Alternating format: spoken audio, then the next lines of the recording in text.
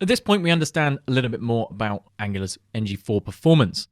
Now it's time to unbox a few more things because I want to show you what we can also do with Angular's ngFor. For this, we're going to leave our donut card intact, and I'm just going to use a separate div to demonstrate a few additional features that you might be interested in.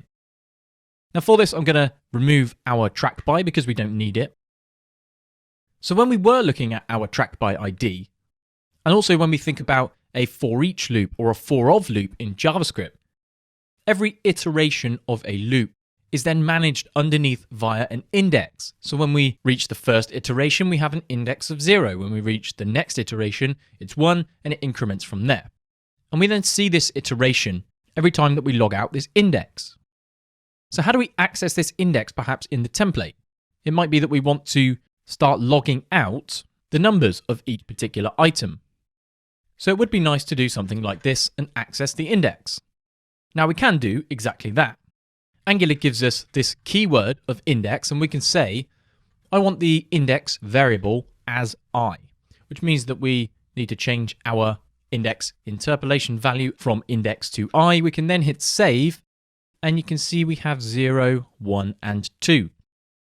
So this is how we can access Angular's index and perhaps pass it down into a component, anything that you want to do with it. Of course, if you wanted to render things out as a list, we could say index plus 1, which is then going to make things look like an ordered list. Because obviously if we have the first item, we don't want to show it as item 0 to our users. That looks a bit strange, so we can use an Angular expression inside of our interpolation braces and just simply increment it by 1 each time. There's also another feature. Let's say we are perhaps designing a table, or even something simpler. We want to just alternate the colors based on whether each item is odd or even.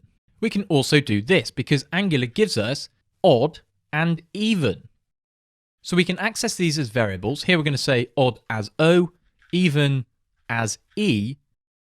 And of course you can call these whatever you like. I'm going to stick with O and E. So if we log out O, we can first hit save. You can see we have false, true, and false. If we then log out E, we should see the exact opposite. We get true, false, and then true. So depending on what you want to do, you could then bind a class perhaps. So using our knowledge of classes or perhaps inline styles, we could then bind to this div. So we could say style.color, and then based on whether it is odd or even.